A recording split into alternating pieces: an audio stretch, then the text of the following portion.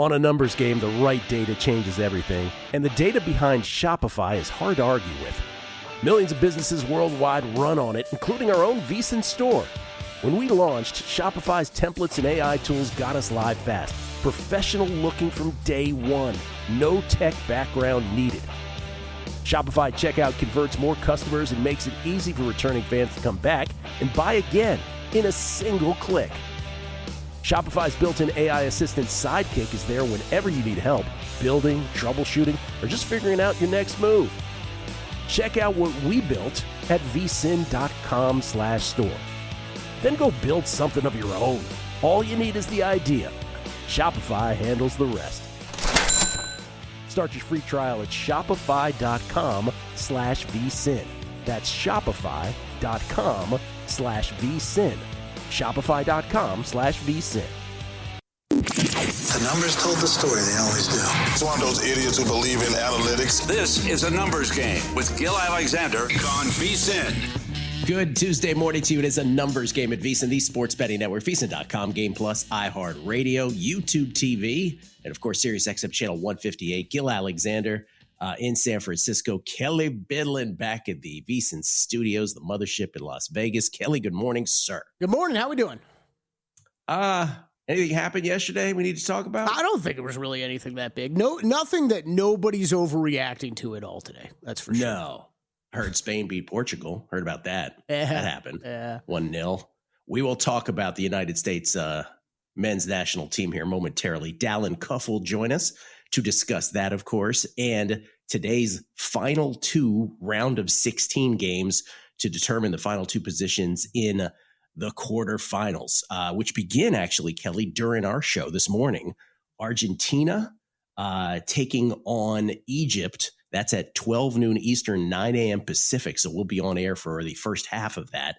That's followed by Colombia and Switzerland a little later on at 4 p.m. Eastern, 1 p.m. Pacific. First game's in Atlanta, second game's in Vancouver. So Dalen will talk about that. Joe Sheehan a little later on the show. Drew Dinsick will join us as well. See if he has any Wimbledon left by the time he gets on air here at the top of the hour.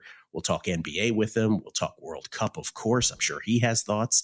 Going to also check in with some others throughout the morning here as well.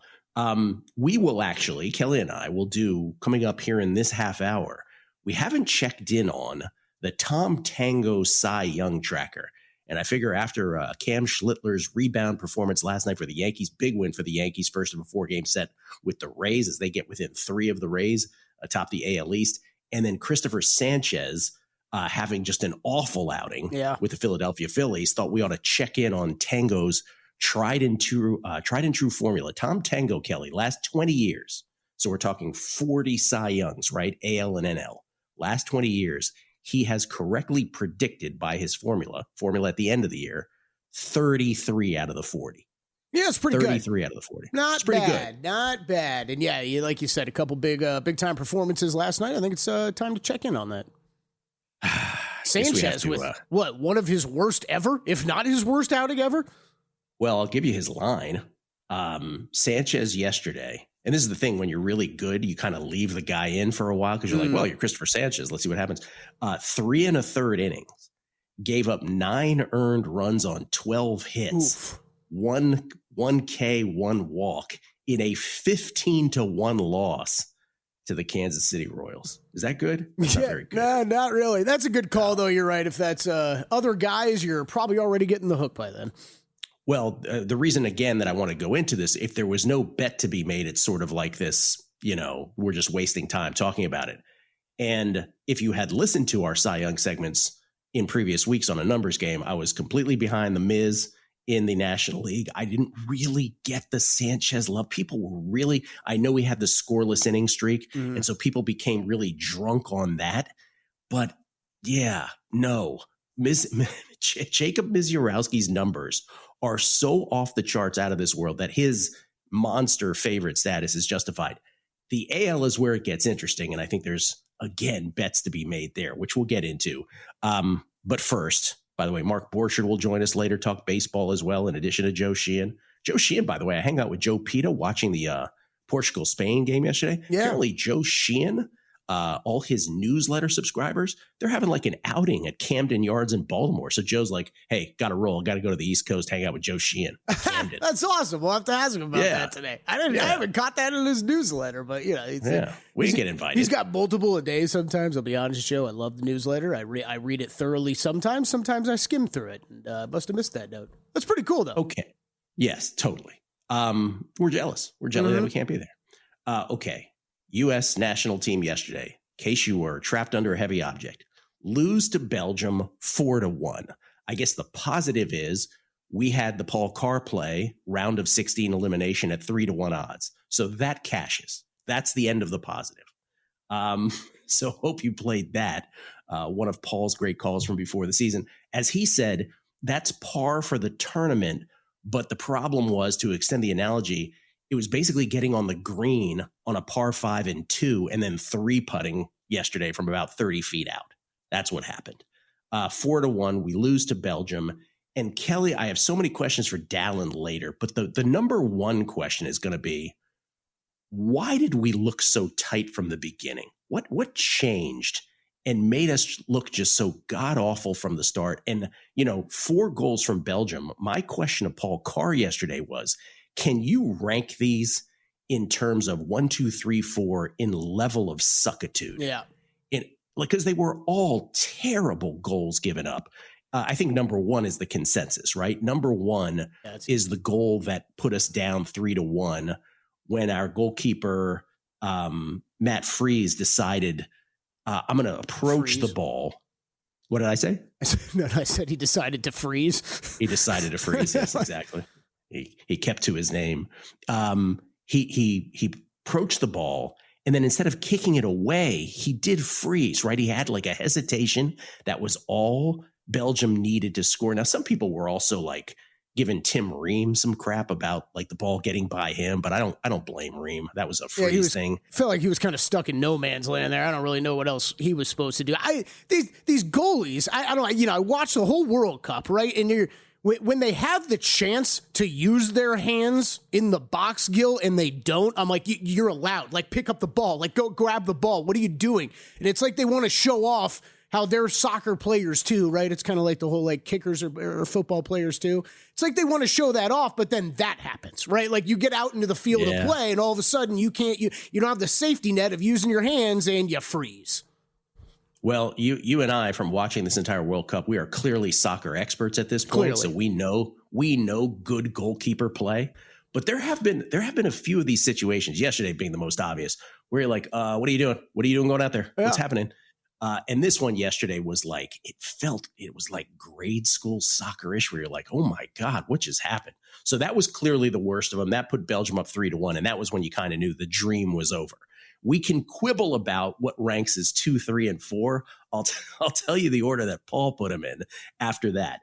He said the second worst was when we tied it at 1-1. Remember, Malik Tillman with another free kick banger. This one a little bit off a deflection, but nonetheless, free kick that tied it up at 1-1. And 61 seconds later, we give the lead back up. Yeah. Paul thought that was the second worst. Bad marking on the corner kick right after scoring. I didn't have that at 2, but he did. He knows soccer better than me. He just felt like we lost track of our guys in there. And once again, Charles de Ketelaere with his second goal of the game on that one. He had scored earlier, and that was where Paul actually had the first goal as the 4th worst. He said we just fell asleep on that one. Like we just completely lost track of where he was.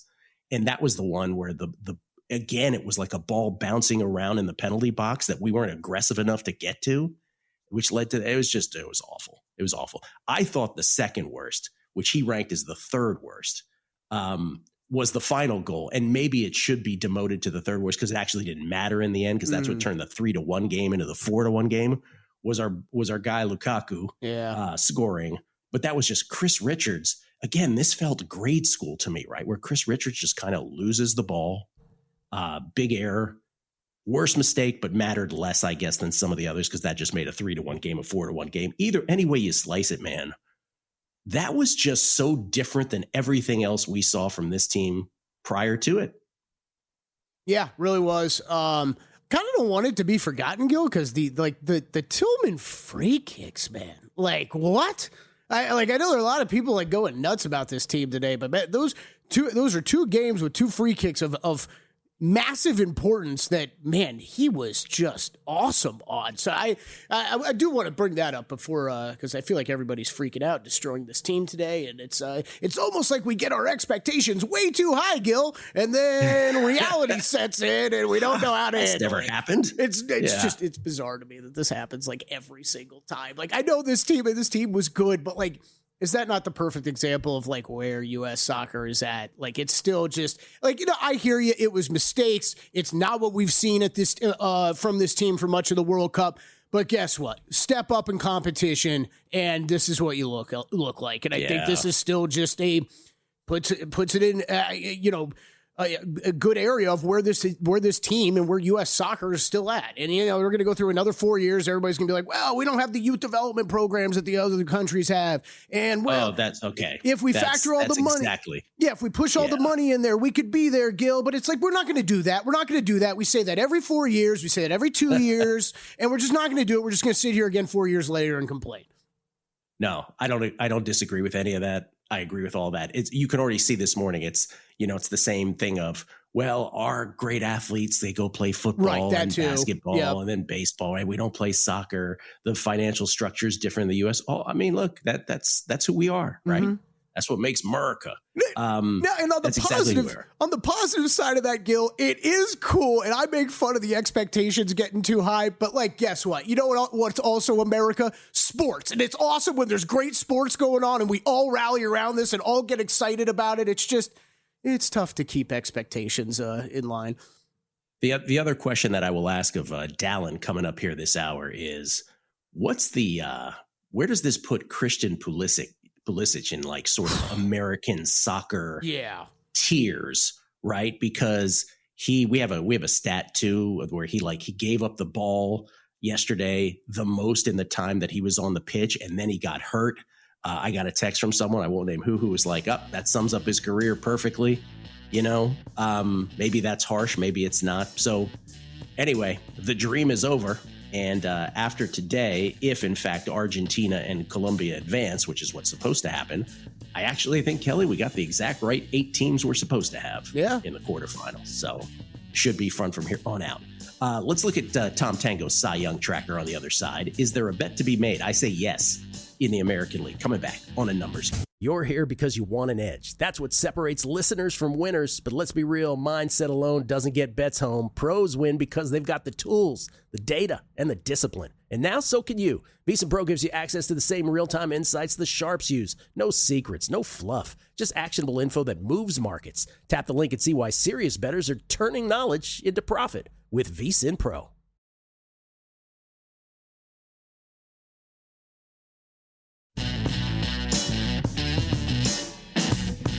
A numbers game on VEASAN, the sports betting network. For just $299, you get 2 full years of VEASAN Pro access. That's nearly 70% off the regular monthly price.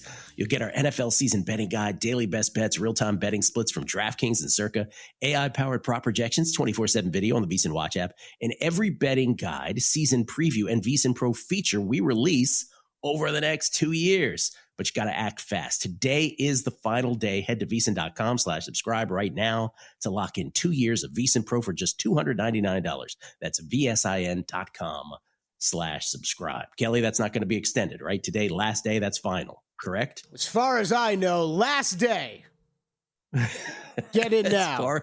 Well done. I like when Kelley is, I note every time Kelley properly phrases things like that, where it's like, as far as I know, gives him good distance from any possible decision there. Today's the last day. Things change rapidly around here, Gill. You don't know.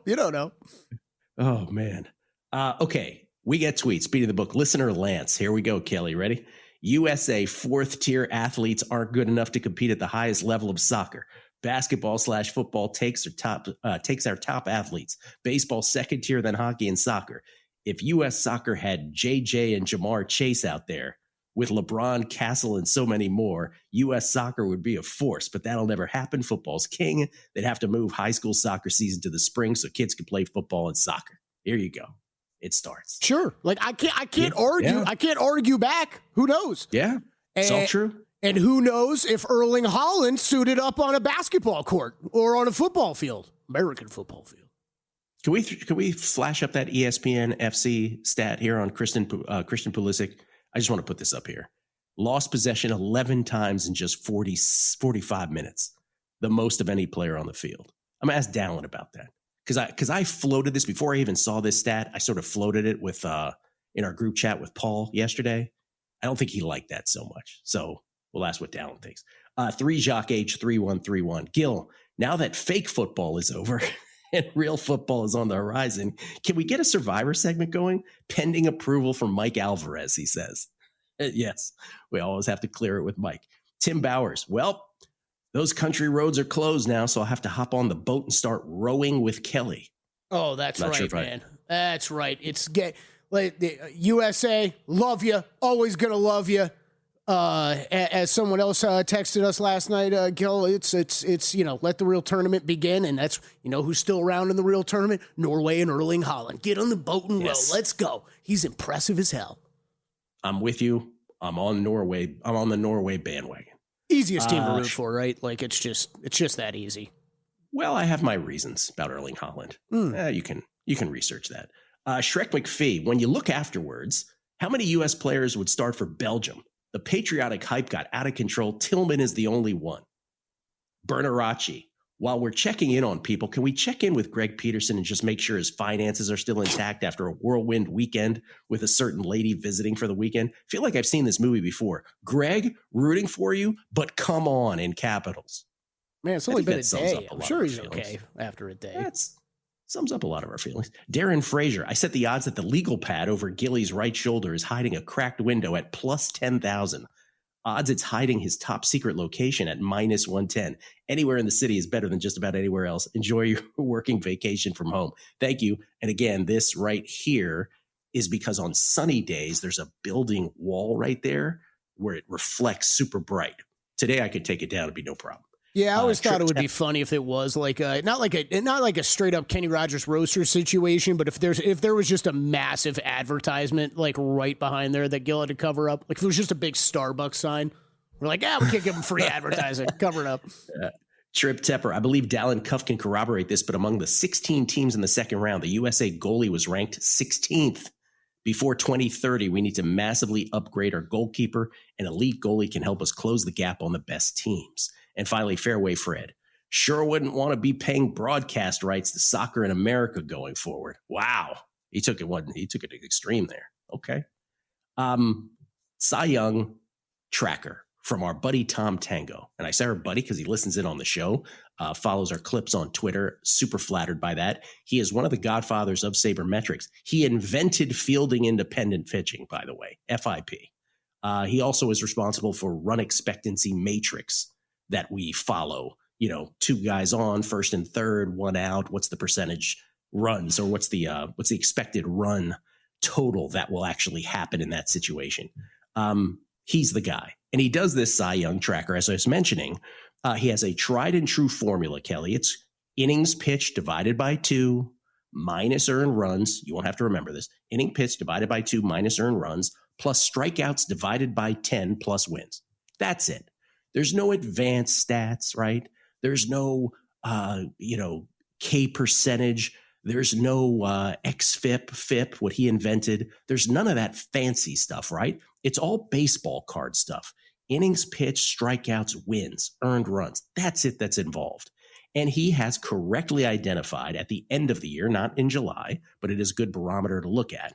He has correctly identified ultimately 33 of the last 40 Cy Young winners correctly, those who have eventually won the award. Now, it should be noted that last year was one of the 7 misses.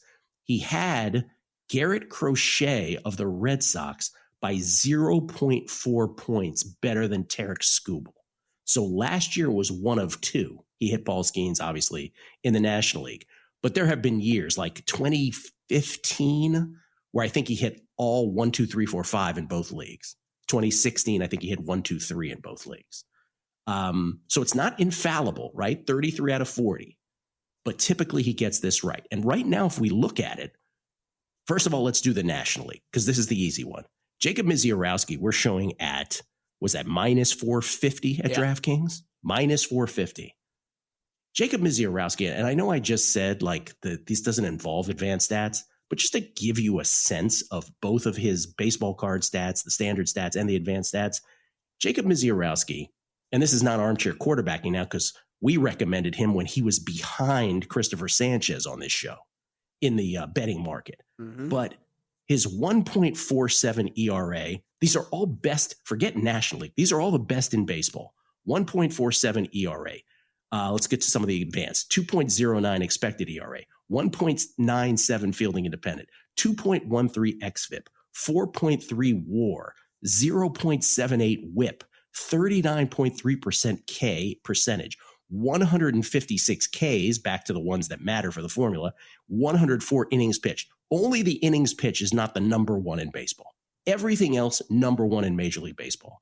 So if your counter argument to Miz is, well, he's about 20 innings behind the leaders there, that's about as flimsy as it gets. This guy is having an epic season beyond anything I think I've seen in recent memory. You don't want to be prisoner of the moment, but I don't remember a guy being number one Major League Baseball in all of those categories at any point in the season, let alone as we approach the All-Star break. So it makes sense he's minus 450. In fact, I could even argue that's low. Here's the deal. You could still get hurt. That's the only thing that perhaps could counter that. But just to give you an idea in the sense of the Tom Tango numbers versus the betting market, Sanchez, who we're showing at plus 550 there, Sanchez ought to be number two, but like the third, fourth, and fifth guys in Tango standings are Burns, Sale, and Shohei, who are what, 30-1, 25-1, and 50-1 respectively. So at that point, after the Miz and Sanchez, it just becomes out of whack. This, of course, inspired by Sanchez, as we mentioned yesterday, 3 1/3 innings, giving up 9 earned runs, 12 hits, 1 K, 1 walk, and a 15-1 loss to the Royals. Is the real vet? Yeah, go ahead. I'm sorry. Are we at a point, Gill, where we can say, I mean, it's July 7th. Are we far enough that you can start whittling down this list of who's even alive left? Yeah, I'll tell you who's alive. The Miz is, barring an injury. That's the list. And I don't even include Sanchez. I really don't. It's not particularly close. Okay. It really isn't. And I know that drives Sanchez people crazy, but besides that scoreless inning streak, you just don't measure up in any of the categories to this otherworldly season that the Miz is having, that Jacob Misiorowski is having. Sanchez is having a great year by any measure, but not where Misiorowski is concerned. The value to me, Kelley, is in the American League, where Cam Schlittler may not be number one in Major League Baseball, but he's number one in the American League in ERA after his 8-inning performance last night against the Rays in a big game where he gave up 1 earned run on 4 hits, 8 Ks against 0 walks, 5-1 win over the Rays. He's number one in ERA, 2.01. Expected ERA, number one, 2.93 in the American League. FIP, 2.58, number one in the American League. 2.94 xFIP, number one. 3.6 WAR, number one. 131 Ks, number one. 112 innings is number two, and a 0.93 WHIP is number two. He is plus 115, plus 120 we're showing. Dylan Cease in Tango's stats is fourth. I'll go through the point differential and all of this on the other side. We'll do it after we talk to Dalen next. But it is not close in either of these by points. It is clearly Misiorowski. It is clearly Schlittler. Plus 120 is a great bet. We'll follow up on this a little later.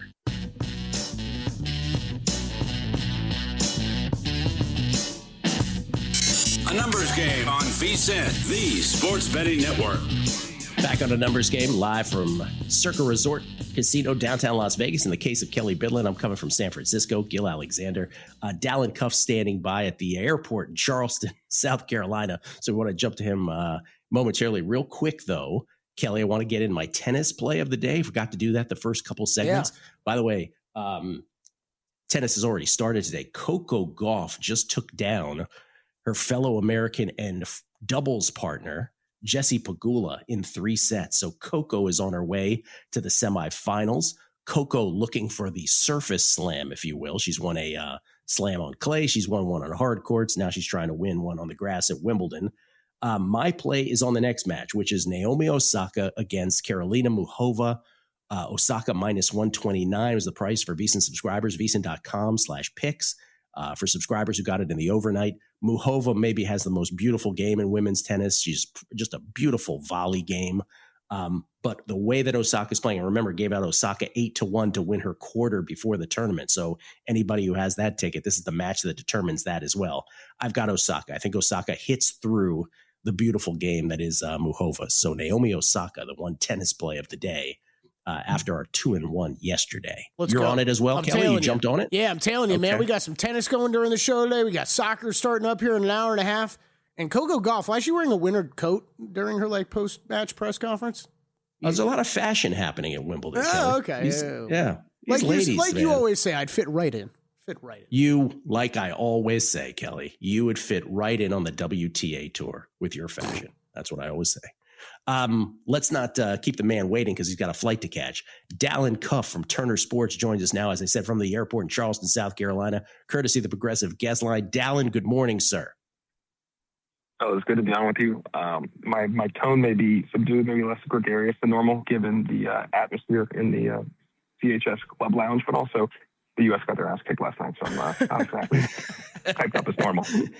I understand. We understand on both counts. So let's just start there before we get into your thoughts on today. I have two overriding questions. One is, and they actually talked about this a little bit on the broadcast. John Strong actually brought this up because he and Stu Holden at one point were like, oh, the USA looked kind of flat, in the early going here. And then Strong kind of stopped himself and said, yeah, but why? Why do we look flat all of a sudden? What's your answer to that? None of those guys have an answer. I don't have an answer. John and Stu don't have an answer. Guys, it seems so strange. You have everything on your side. You have the country now believing. You had performances we have never seen with a team wearing red, white, and blue in the World Cup. We've seen togetherness, toughness, skill, flair, goals, and energy. And from the kickoff, it just wasn't there. It was bizarre. It's inexplicable. You had Cal Adams after the game couldn't explain it. Christian Pleasant couldn't explain it. The thing I would say is a lot of these players in this level of the tournament, Belgium, Leandro Trossard played a really good match. He's on Arsenal's team, played in Champions League final. His third World Cup. Kevin De Bruyne, Jeremy Doku, Romelu Lukaku, all on the bench. Those are world-class players. You have other players that have been in very big moments before, and they were comfortable. Our guys did not meet the moment, and I can't explain why at the very least there's not just energy and aggression. You could have that with sloppiness and survive. You could have that with a lack of skill and survive. You can't have sloppiness without effort, without energy, and think you're going to win that game. Freeze had a crazy save with 50 seconds into the match. They could have been down 1-0 50 seconds in. Yeah. I can't explain it. And that's the hardest part for like American soccer fans. You galvanize the country. And we look back, I think people will be excited about the World Cup overall.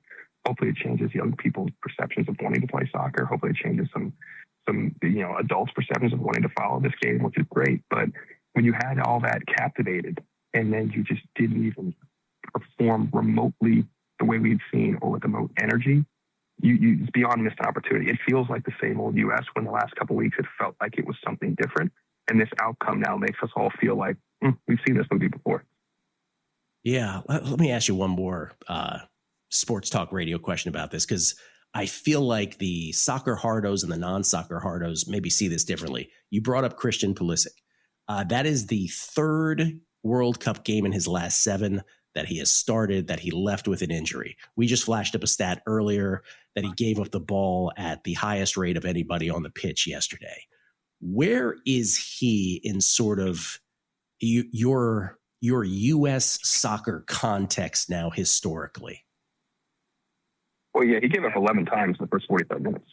That was just awful. And they weren't like where you're giving up turnovers, like when you're forcing out you're pressuring the defense, you're trying to split 2 guys, you got them on their heels, like you're going forward, you're attacking the goal. Coaches will deal with that. It's his turnovers were just like corralling the ball and making the next pass. It's connecting. It's connecting passes. It's making 1-2 touch. It just was all off. My brother used this analogy, and we've been talking about him for years as being like the ultimate. When things are good, he's amazing. He's been player of the month in the Premier League before, but he was at Chelsea. He was player of the month in Serie A and AC Milan this past year. He was their best player on the team for 4 months. When he gets injured, though, or he is in a situation that he's not feel good, when he lacks confidence, he looks like a totally different player. He is from a basketball standpoint, that's obviously my sport of trade. He is the ultimate street shooter. If he makes one or two, look out. Dude's on fire. And he can look like a world-class player. If he's struggling, if he's coming off injury, if he's not in a good situation, if mentally he's not right, he looks like an average player at best. And he showed us 45 minutes of greatness for the streak when he started the tournament at 45 minutes of Paraguay. Since that injury, he's been a shell of himself. And when you look at the pantheon of great American players, he may be the most talented and he's the most accomplished at the club level currently. I mean, he has won a Champions League. He was on Chelsea's team. He played in that match. They won Champions League, 4 years ago now? But when you look at what Landon Donovan's accomplished, or Clint Dempsey's accomplished, or Claudio Reyna in '94, and then in the years after that, he's the most talented, but he's going to go. It's like a bronze tail. Nothing worse than wasted potential. As far as wearing a red, white, and blue uniform, that might be his moniker. Unless in 2030 something's different, but he'll be 31 years old. Hopefully, there are younger guys coming up to kind of push him out of that place of being so critical to this team. His time may have come and gone in the red, white, and blue uniform. In the red, white, and blue uniform, as you say, did win a Champions League, won a few cups as well. Okay, to the final two games in the round of 16. By the way, we're talking to Dalen Cuff. He is not on the 18th green of a golf course. He's in an airport lounge, thus the subdued tone. He's still as passionate as ever. So you're not touching Argentina and Egypt, but you are doing something with Colombia and Switzerland, correct? I would live play the Argentina-Egypt game. I think you want to see how Egypt starts for this match. I'm intrigued. When you view this, we've seen the dog bark in this match, in this tournament. We've seen in this round of 16. We've seen them compete. We've seen them get past the 90 minutes. I mean, there's some value there for Egypt. Can they survive it and get yourself, the double the chance play has been pretty good with some of these big dogs to get into extra time. So the double the chance win or draw is paying you out in 90 minutes. Beyond that, it doesn't matter. Your bet is paid. So those are options when you're looking at that. That's like a plus 200, plus 230, depends what you're looking at. But in terms of plays I do like, I really like both teams to score. No, the answer to that, Switzerland and Colombia. Both teams are resolute, tough to break down. I think Colombia is really underrated. I think Colombia, Argentina, if they both can get through here, will be a fantastic quarterfinal, which I talked to you guys before the tournament. I had Argentina out in the corners. There was value there, given how this bracket could shape up and what it could look like. So I do think really a world of Colombia, but Switzerland's hard to break down. They're going to be organized. They're going to be tactically adept. They've got a strong, if someone aged, but a strong midfield. I think this is a great game, but I think it's like there's no value in the under. That's minus 160, 170 per on the book. So I'm looking at both teams to score no, which is even money right now, plus 100.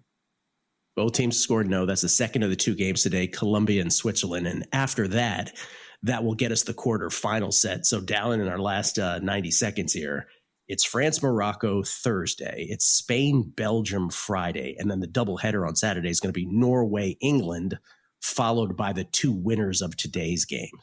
Who is in the finals? Who wins the whole thing? I think we're looking at a France-Spain situation on one side. I think you're looking at Norway. I think it's going to get through against England. I just think this team, I like them to the semis. They had a pretty decent number, but quarters was plus 225 before. Like Norway to get there, taking on Colombia. I think in the final, we're going to have a Colombia-France final.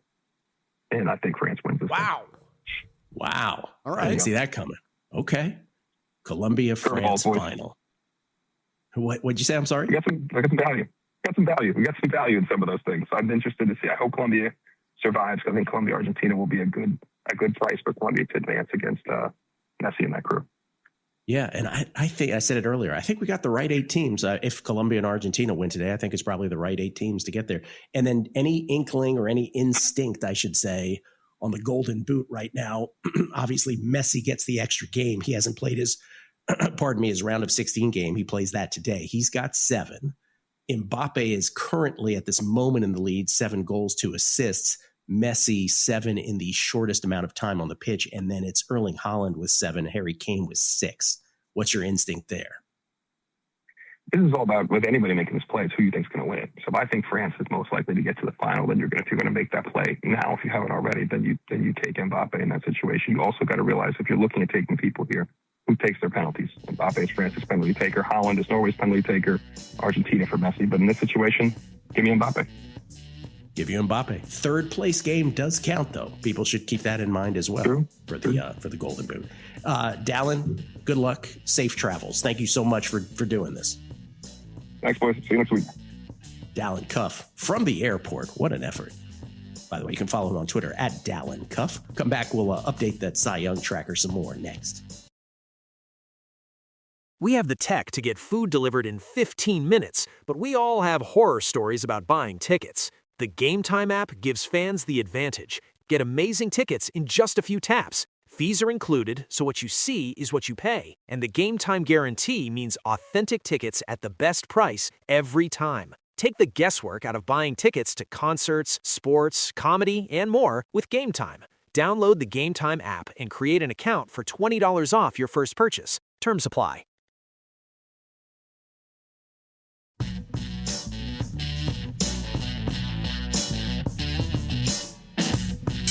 A numbers game on VSiN, the sports betting network. Back on a numbers game. Gill Alexander live from San Francisco this week. Kelley Bydlon back at the mothership at Circa Resort Casino, VSiN Studios, high atop the world's largest sports book. Kelley, you doing okay back there? Everything all right? Doing great, man. We are we're down a couple guys in the back, but we're doing okay. Danny out today again, a little under the weather. We got Chris Foster out, so the crew's doing a great job. Larry Darnell, Matt Hicks, all doing a great job holding it down back there. Can we steal Matt Hicks's line? Danny OD'd on America this weekend. He OD'd on America this weekend. That's right. Now, I hope he's doing okay. He had to go to urgent care yesterday, so hopefully he's feeling better. Man. Yeah. I just want to follow up on the Cy Young tracker thing from Tom Tango earlier, because I didn't actually give Tom Tango's points because, again, with the formula, it's his own point system. But I just want to give you the gap. So National League, Jacob Misiorowski has 59.6 points currently. These go up, these go down as the season goes on. 59.6.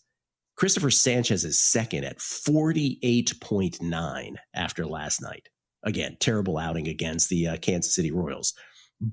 Chase Burns of the Reds is third with 44.4.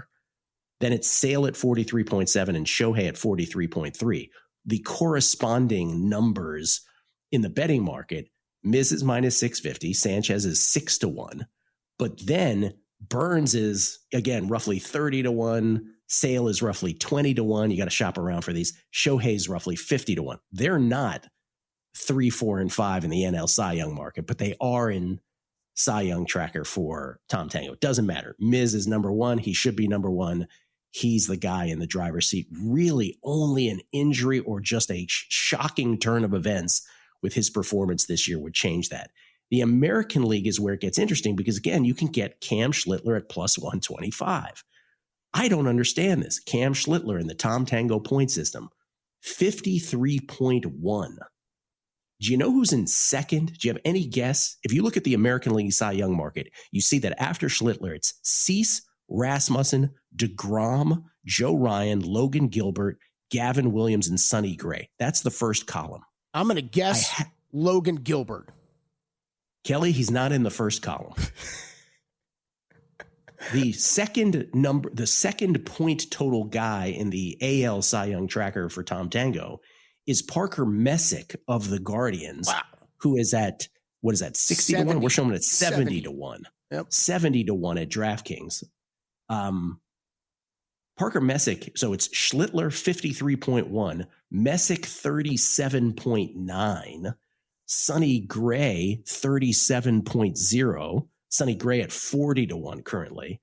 Then it's Dylan Cease at 35.9. Dylan Cease is second at plus 220. So according to the Tango tracker, you're just throwing money away on Cease at this point. And then Rasmussen, who is third at plus 600 at 6-1, he's fifth with Tango at 35.1. So that's what this, to me, again, we have said on this show, Schlittler and Miz the entire time, and this is completely corroborated now, big time by the Tango tracker. It's July. The All-Star break hasn't happened yet. Injuries can happen. This could change. But right now, that AL Cy Young market, according to this formula, 33 out of the last 40 correctly predicted by this formula, is way off. Schlittler should be a big favorite. How is Sonny Gray only 36 years old? Feels like he has been pitching for like my entire adult life at this point. Yeah. It's incredible. Yeah. We get tweets at Beat of the Book. 3Jock, H3131. Gill is a Ms. Cy Young ticket holder based on numbers. Who would you look at as a second option? Sale? Also, why aren't you emphasizing the H in whip? It's very true. It was the greatest Family Guy episode of all time is, there's the Cool Whip one with Stewie, but the greatest one is when he was the bookie and Brian didn't pay him. And he's like, stop ducking me, man. That was the greatest one ever. Who's second to the Miz? I guess it's Sanchez, but it's not close. It really isn't. Yeah. As reflected both in the Tango numbers and the market. Yeah, just to reiterate what you said when I asked you about this, though, it sounds like that tweet is kind of leading towards, hey, who else should I add to kind of round this out and make sure I don't miss out? You right now just said, no, this is what you wouldn't bet anybody else right now. Again, for those who missed it earlier, Jacob Misiorowski is number one. I don't care if it's the baseball card stats, the standard stats, right? Or the advanced stats. With the exception of like wins, he has 9 wins. I think other people have 10 wins, right? Innings pitched where he's like, I think 20 behind the most. Everything else, he is number one in Major League Baseball, from ERA to expected ERA, to fielding independent, to xFIP, to WAR, to WHIP. There you go. K percentage, total number of Ks. He's number one across the board. Like, it's domination what this kid is doing. So yeah, there is no other for me at this point. It's sort of like the Yordan Alvarez thing, right? Obviously Alvarez has the history of injuries, so people are more worried. But like, if you look at his numbers right now, if the vote were held today, it's a landslide. It's not close with what Alvarez says. And I know people can be like, oh, defense, this, defense. That's not what people vote on ultimately. That was an interesting conversation with Adam yesterday, though. So, like, do you think, I think my one follow-up to him would be, I mean, this is still, if he wins the Triple Crown, it's not close, right? Regardless of him just being a DH. No, it's not close, but he also leads in hits and OBP and slugging and all these other things, right? Yeah. So it's not a one-trick Triple Crown pony either. Now, of course, with MVP, team records matter to some degree, but Houston's involved. Peter Watry, Belgium will beat the U.S. 8 out of 10 times. Belgium won 5-2 in March. 5 players on the U.S. could make the Belgian roster. It's okay to lose to a better team. USA, Mexico, and Canada were first-class hosts, and it has been a great World Cup. I agree with all that. What a perfect tweet. What a perfect tweet. Perfect. The tournament's still been awesome. And yes, the host countries have done their job. It's been awesome seeing the just reactions and stadiums filled with fans from all over the planet. I don't. It sucks we're out. The tournament has still been awesome. I love that it's being played here. That was a great I asked tweet. you that yesterday, right? I said, if we lose tonight, I said this to you yesterday, will this in any way diminish your excitement for the tournament moving forward? And before I could even finish the sentence, you were like, absolutely not. No, not at all. I agree with that 100%. Yep. And then Eagle Marine. Gill, I thought you could appreciate this one. Okay, this is a big thing we haven't talked about. Stu Holden and the great Mary Carrillo sound so alike, people were posting that they had to check the schedule to see if Mary had been added to the World Cup booth. This has been what we've talked about behind the scenes for the entire tournament. Stu Holden, who by all stories is a lovely guy. He does sound remarkably like Mary Carrillo, the former tennis player, famous tennis announcer. She's featured on many documentaries in tennis. And you do have to do a double take. I've never heard like 2 people sound that alike. It's incredible. I personally have not noticed that, but I understand why you would more. Yeah. Dude, from the beginning. Okay, speaking of tennis, again, and I don't know if it started yet, I am on Naomi Osaka here. Naomi Osaka in the second of the women's quarters being played today. There's only 2 quarters on each side being played. She's taking on Karolina Muchova. She's a small favorite. I'm on her. I hate myself for not playing Coco. Coco Gauff beats Jessie Pegula. So Coco is the first semifinalist on the ladies' side. Again, Kelley, whenever Jessie loses out of a tournament, she's never won a slam. You're always worried about her welfare. Is that the issue? It's going to be a tough day for the Pegula family. We'll have to collect that whatever place check and fly home disappointed. Might have to fly home commercial. Might have to take commercial home, Gill. Doubt it. Be tough. When's the last time you think Jessica Pegula's flown commercial? I'm going to go with never. Never is the answer. Real quick, so that's the only play today, Osaka. Sinner just beat Struff, I guess, so he's on his way to the semis. Yep. He's winning this. I don't care that he has to play maybe Novak next, maybe Taylor Fritz in the finals, because I think Taylor Fritz kind of owns Sasha Zverev. I don't think it. I know it. So I still think like the number on Sinner is, I mean, value's value. I still think there's value on Sinner. And then on the lady side, if we had flashed those up there, I said yesterday, I go, this is a complete free-for-all. I have no idea who of the remaining ladies is winning this. I can just tell you that my pick to win the quarter was Osaka at 8-1. In terms of like the best raw grass numbers that still exist out there, it's actually Coco. Okay. Coco's the one who has the advantage here. And these which were, is why I hate my. If you're watching at home, these were obviously, I typed these up before that Coco Jessica Pegula match began. But I think it's always, I actually like when we do this, Gill, because you can see where stuff moves. And that is, so updated odds now, Osaka plus 275. Coco drops all the way down to that same price. Obviously, Osaka's still with a match to play here this morning, but Coco is plus 275. She is your second shot on the board. And then it is back to Kostyuk. Plus 425, Neskova plus 550, Muchova plus 550, Paolini 16-1, and Mertens 17-1 right now at DraftKings. Yeah. It's anybody's tournament. Again, we are guaranteed a 10th Wimbledon winner on the ladies' side in the last 10 years. That's it. Nobody who's still involved has won it. Krejcikova was the last former winner to get bounced. We'll come back. Drew Dinsick, if he has any plays left on the at the All England Tennis Club, that and more next.